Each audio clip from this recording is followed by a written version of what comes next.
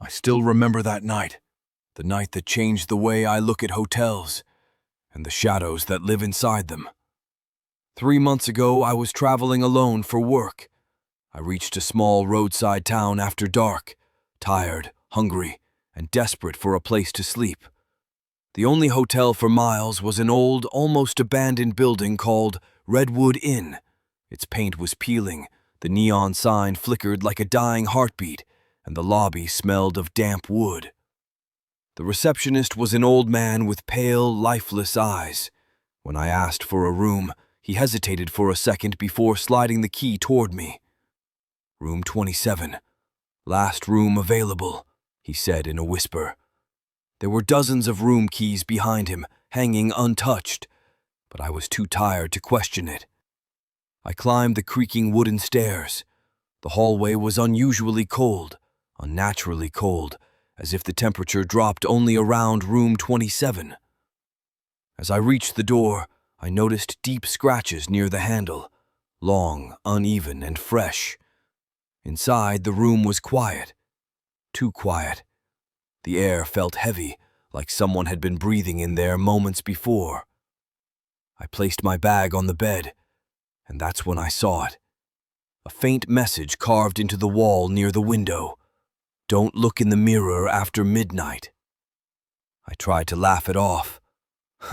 Maybe some previous guest had a twisted sense of humor, but when I checked the bathroom, the mirror looked odd, foggy, even though the room was cold, as if someone had breathed on it recently. I wiped my hand across the glass, and for a split second, I saw something standing behind me, a tall, dark figure. I spun around.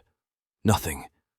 I tried to calm myself, reminding my brain that exhaustion can cause hallucinations. I got into bed, switched off the lights, and closed my eyes. That's when the tapping started, soft at first, like someone gently knocking from inside the wall. I sat up. The tapping stopped. I held my breath. Then it came again, louder this time, slow, rhythmic, like something trying to get my attention. I pressed my ear against the wall. A whisper came through. "Look at me." I stumbled back in shock. My heartbeat thundered in my ears. Someone was in the next room, but the next room was locked. I had seen it earlier. The door to room 26 had a thick chain around it and a sign that read, "Under renovation. Do not enter." I grabbed my phone and checked the time, 12:01 a.m. Midnight had already passed. And then I heard breathing, but it wasn't coming from the hall or the wall. It was coming from the bathroom. Slow, raspy, wet breathing, like someone struggling to inhale. I could hear it echoing from behind the half-open door. I took one step toward it. The breathing stopped. Silence. Complete silence. I whispered, "Who's there?" And the bathroom light flickered on by itself. My chest tightened. I felt that same icy coldness behind me, the same presence I'd sensed earlier. I didn't want to look, but my eyes were slowly, uncontrollably drawn to the bathroom mirror. The fog on the mirror began to form shapes. A handprint appeared first, then another, then the shape of a face pressing against the glass from the inside. Its mouth was open wide, too wide, stretching into a distorted scream. I stumbled back, heart pounding, but the figure in the mirror stayed. Its hollow eyes stared at me, and its mouth moved silently. Then I realized it was mouthing words.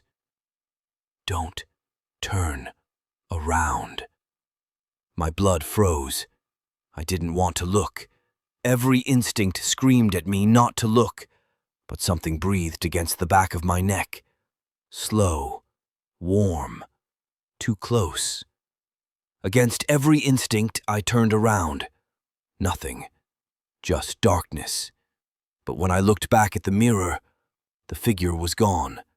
Instead, written across the mirror in dripping black letters was, "You turned around. Now I can follow you.